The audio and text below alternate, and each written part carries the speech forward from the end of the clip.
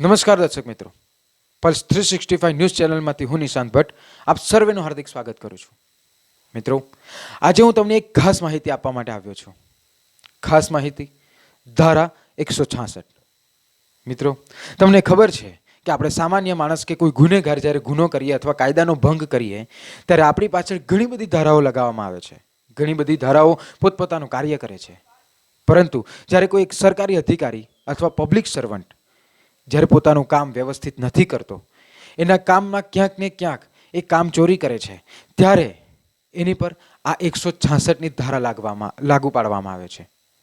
મિત્રો, આ ધારા વિશે આપણે પહેલાં જાણીશું અને ત્યાર પછી તમને શું લાગે છે એની ચર્ચા અને એક નિર્ણય પર પહોંચીશું. आज जो बात मैं आपको बताने वाला हूं, यह बात अगर राजस्थान और देश के जागरूक नागरिकों तक पहुंच जाए तो हमारा यह उद्देश्य सफल हो जाएगा कि राजस्थान में कोई भी पुलिसकर्मी, कोई भी नेता किसी के साथ अन्याय नहीं कर सकता. आप जानते हैं, सामान्यतः अन्याय करने वाले नेता पुलिस को ढाल बनाकर किसी के साथ अन्याय करते हैं. आज मैं आपको वह कानून बता रहा हूं जो देश में 2013 में लागू हो गया. दुर्भाग्य से पुलिस के प्रशिक्षण में यह बात शामिल नहीं हुई और पुलिस आज भी गलती करती जा रही है, लगातार गलती करती जा रही है. आपके साथ अगर अन्याय हो तो आप क्या कर सकते हैं, वह जब मैं बताने लगूंगा तब आप कहेंगे कि वास्तव में इससे बड़ा कानून जागरूक नागरिकों के लिए या वकीलों के लिए हो नहीं सकता. साथ में यह दावे से कहता हूं, अगर हमारे राजस्थान के मात्र 5% वकीलों को यह कानून अगर समझ में आ गया तो वह वकील अपने जिले में, अपनी तहसील में, अपने गांव में, अपने शहर में किसी के भी साथ अन्याय होने से उसको रोक सकते हैं. मैं उस कानून की जो बात कर रहा हूं, उस कानून का नाम है 166A पार्ट बी आईपीसी. इस कानून को सरल भाषा में समझने के लिए अनुसंधान को विनियमित करने वाली विधि का उल्लंघन. पुलिस किसी भी मामले में जब अनुसंधान करती है तो उस अनुसंधान करने में उसको किसी विधि का पालन करना पड़ता है. देश में जो भी विधि अनुसंधान की है उन सबका पालन उसको करना अनिवार्य है. अगर उसका उल्लंघन करती है तो यह उसका अपराध 166A पार्ट बी में आएगा. और सरल भाषा में हम इसको बताएं कि पुलिसकर्मी अगर कोई गलत अनुसंधान करता है, मैंने अभी यह बताया, उल्लंघन करता है तो अपराध है. दूसरा है गलत अनुसंधान करता है तो वह अपराध की श्रेणी में आएगा. और सरल भाषा में कि दूषित अनुसंधान, उसकी मंशा है गलत अनुसंधान करने की, तो यह सरल भाषा में उसको दूषित अनुसंधान की श्रेणी में वह आएगा. अनुसंधान देश में किसी भी विधि में लिखा गया है, CrPC, IPC, SC/ST act, police rule, या किसी भी सुप्रीम कोर्ट के फैसले में या देश के किसी भी हाई कोर्ट के फैसले में लिखा हुआ अनुसंधान ऐसे करना है. यदि वैसे नहीं करता तो वह अपराध होगा. आप ये जानते हैं और पुलिस भी जानती है. मुझे पता है यह क्लास सबसे ज्यादा पुलिस ही देखने वाली है, तो मैं पुलिस के मित्रों से भी कहता हूं, इस क्लास को ध्यान से देखिएगा. यह आपके जीवन की इससे महत्वपूर्ण क्लास ना तो आज तक किसी सरकार ने बताई होगी, ना राजस्थान पुलिस ने, ना देश की किसी संस्था ने आपको बताई होगी. अनुसंधान आपको निष्पक्ष ही करना है, आपको सही अनुसंधान ही करना है. आपको अनुसंधान करते समय सभी कानूनों का पालन करना आवश्यक है. आप बाध्य हैं इस बात के लिए कि आप सही अनुसंधान करें. यह विधि में स्पष्ट रूप से लिखा गया है. अगर किसी भी आदमी ने यह प्रूव कर दिया कि आपका अनुसंधान गलत था तो यह अपराध कैसा है, मैं अगली लाइन में बताता हूं आपको. ध्यान से देखिएगा. सबसे पहले हमको समझना पड़ेगा अनुसंधान क्या है. किसी भी अपराध की इत्तला जब किसी पुलिसकर्मी को पुलिस थाने पर होती है, चाहे FIR दर्ज नहीं हुई होगी, जैसे ही इत्तला शुरू होती है तो पुलिसकर्मी उस पर अनुसंधान शुरू कर देता है. कई बार अचानक उसको मौके पर जाना पड़ता है. कानून में लिखा हुआ सब अनुसंधान की श्रेणी में आता है. और उसके बाद उस पर FIR दर्ज करने से लेकर के, उस पर मौका नक्शा बनाने से लेकर के, बयान लेने से लेकर के, साक्ष्य जुटाने से लेकर के जितने भी काम किए जाएंगे, कब तक, जब तक न्यायालय में अंतिम नतीजा इसका पेश नहीं कर दिया जाए, तब तक के किए गए सारे अनुसंधान के काम, जो सारे काम है वह अनुसंधान की श्रेणी में आते हैं. इसको कहते हैं अनुसंधान. अब आपको बताना पड़ेगा विधि का उल्लंघन। तो सबसे पहले बताना है विधि कौन सी है अनुसंधान की। विधि यह है कि किसी भी मामले में निष्पक्ष, त्वरित और सही अनुसंधान किया जाए, जैसा कानून कहता है उसी मुताबिक किया जाए, किसी को फंसाया नहीं जाए, किसी को निकाला नहीं जाए, दस्तावेजी साक्ष्यों में गड़बड़ नहीं की जाए, और अन्य जो प्रावधान विधि में बताए गए उनकी पालना करने का जो साधन है वह अनुसंधान करने की विधि है। और अगर फिर भी समझ में नहीं आए तो हमारे CrPC, IPC, police act, police rule, SC/ST act या देश में जितने भी एक्ट हैं, सुप्रीम कोर्ट के फैसले हैं, उन सब में बताया गया अनुसंधान आपको इस प्रकार करना है, SC/ST में इस प्रकार करना है, या आबकारी अधिनियम में ऐसे करना है। वह सारी विधियां जो है आपको बताती है अनुसंधान करने की विधि, और उन सब का उल्लंघन जो है अपराध की श्रेणी में आएगा। और अपराध भी कैसा, ऐसा गंभीर अपराध, मैं कई बार कहता हूं इस अपराध से शायद ही कोई बेईमान अफसर बच सकता है। आगे देखिए वह अपराध कैसा है। यह जो अपराध है यह संज्ञेय अपराध है, यानी इसकी इत्तला कोई भी पुलिस थाने में दे सकता है और FIR दर्ज करा सकता है। यानी अपराध किया पुलिस वाले ने किसी और मामले में, और उसकी इत्तला आप और हम या कोई भी व्यक्ति या कोई भी वकील पुलिस थाने में देकर FIR दर्ज करा सकता है। यह संज्ञेय अपराध यानी कॉग्निजेबल ऑफेंस है। नंबर 2, अशमनीय है। कई बार क्या पुलिसकर्मी गड़बड़ कर देता है और उसके बाद उसको लगता है माफी मांग लेंगे या उसको राजी कर लेंगे या उसको डरा लेंगे, लेकिन माफी राजी करने का या डराने का काम उसके असर नहीं करेगा, क्योंकि अशमनीय है। वो चाहेगा तो भी इसमें राजीनामा नहीं हो सकता, यानी नॉन कंपाउंडेबल है। तीसरा, इस अपराध की गंभीरता को देखते हुए इसकी सुनवाई यानी ट्रायल, इसका विचारण प्रथम श्रेणी मजिस्ट्रेट के यहां पर ही होगा। चौथा, इस मामले में अगर पुलिस अधिकारी ने गलत अनुसंधान किया तो वह पुलिस अधिकारी, उसको सजा जो है 2 वर्ष तक की हो सकती है, लेकिन 6 माह से कम नहीं की जा सकती सजा को। और 6 महीने से कम नहीं करने का अर्थ है पुलिसकर्मी को तो 1 दिन की सजा करिए उसकी नौकरी का समापन हो जाता है। इतना गंभीर इस अपराध को बनाया गया है। और अंतिम इस संबंध में कि इस अपराध में 197 CRPC का प्रोटेक्शन हटा दिया गया है। अगर ऐसा अपराध कोई करता है तो उसको 197 यानी उससे सरकार से पूर्व मंजूरी की आवश्यकता नहीं है, प्रावधान ही लागू नहीं होता है।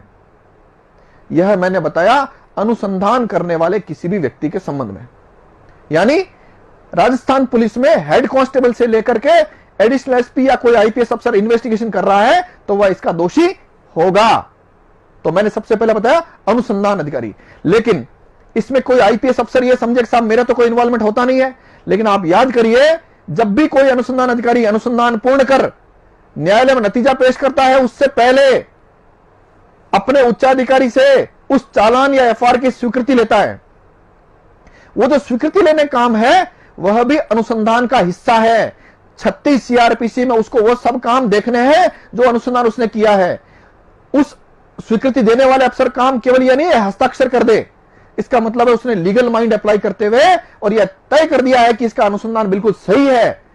वह जो अधिकारी है वह भी अनुसंधान का एक हिस्सा पूर्ण कर रहा है। जो अधिकारी उस अनुसंधान पर FR या स्वीकृति का आदेश दे रहा है, मैंने बताया अनुसंधान अधिकारी IO, उसके बाद मैंने बताया FR या चालान की स्वीकृति देने वाला पुलिस अधीक्षक या कोई अन्य अधिकारी। अब एक महत्वपूर्ण बात, कुछ संस्थाओं में अनुसंधान खुद बड़े अफसर करते हैं, जैसे एंटी करप्शन ब्यूरो, वहां पर SHO है डायरेक्टर जनरल, महानिदेशक, वह अनुसंधान को अंतिम नतीजा देते हैं, उनके माध्यम से ही अंतिम नतीजा होकर न्यायालय में पेश होगा। तो वहां पर अगर अनुसंधान गलत हुआ है तो DGP ACB के जो है वह दोषी कहलाएंगे। दूसरा,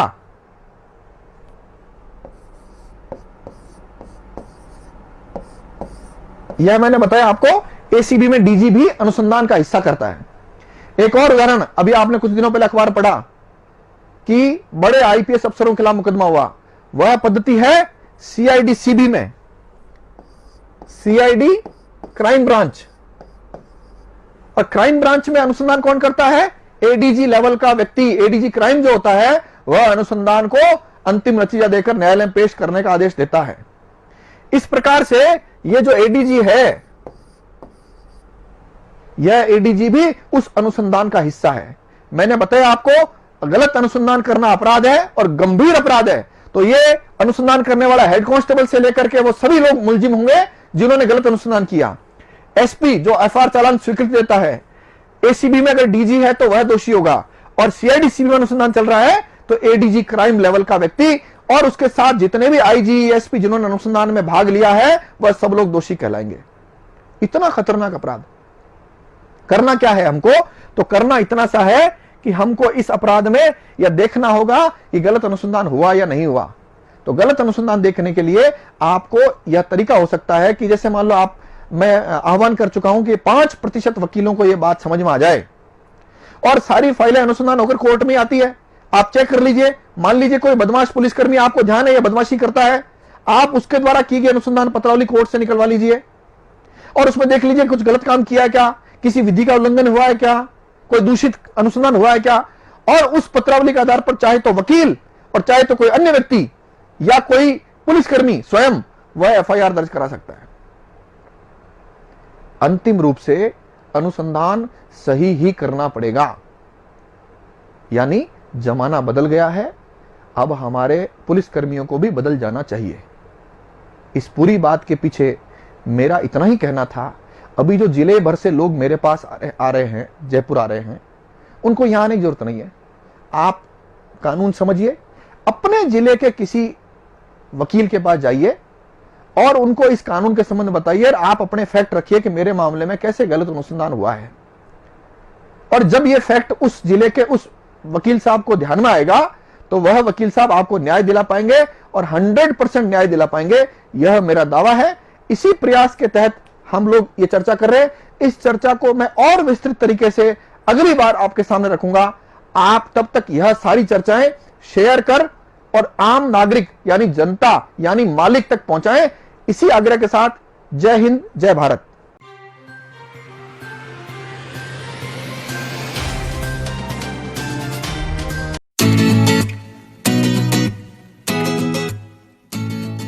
फ्रेंड्स, आज पुनः आप लोगों के बीच में मैं आपका दोस्त करीम अहमद सिद्दीकी एडवोकेट कानून की कुछ महत्वपूर्ण जानकारियों के साथ हाजिर हूं।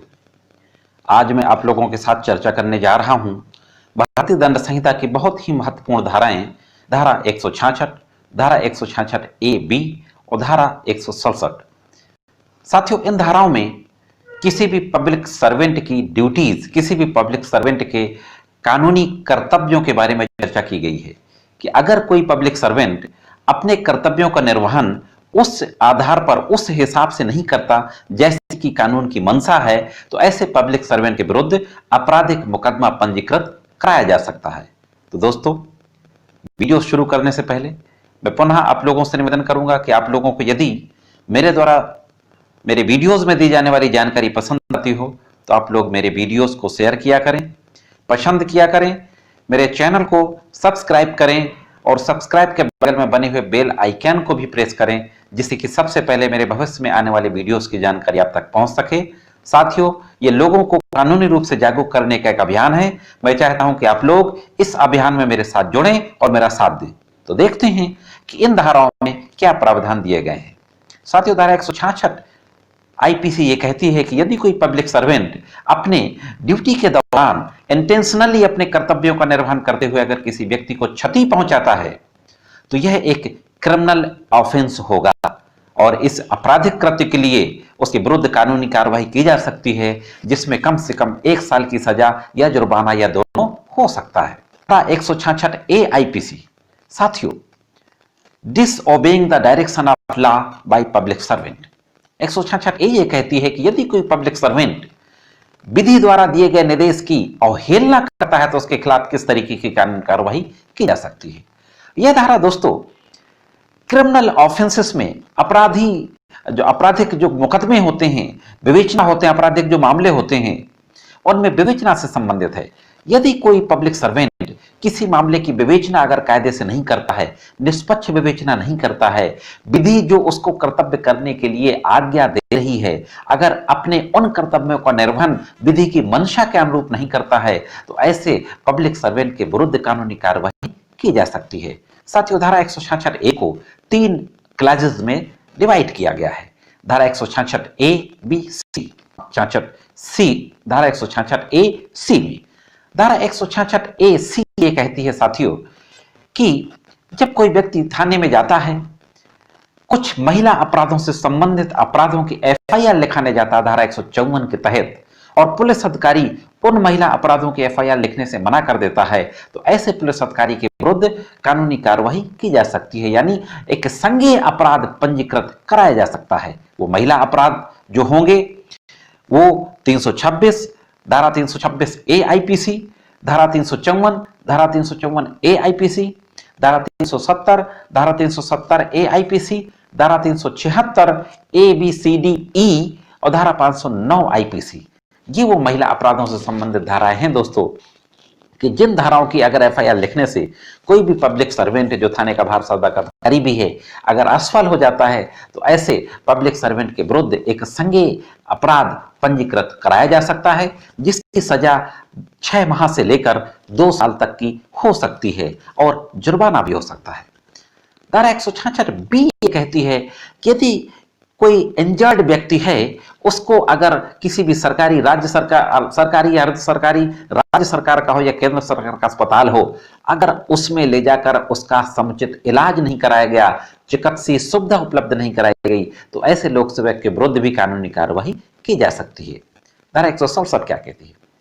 कोई भी लोक सेवक यदि फर्जी तरीके से दस्तावेजों की कूट रचना करता है, तो ऐसे लोक सेवक के विरुद्ध भी कानूनी कार्रवाई की जा सकती है, जिसमें 1 साल तक की सजा हो सकती है।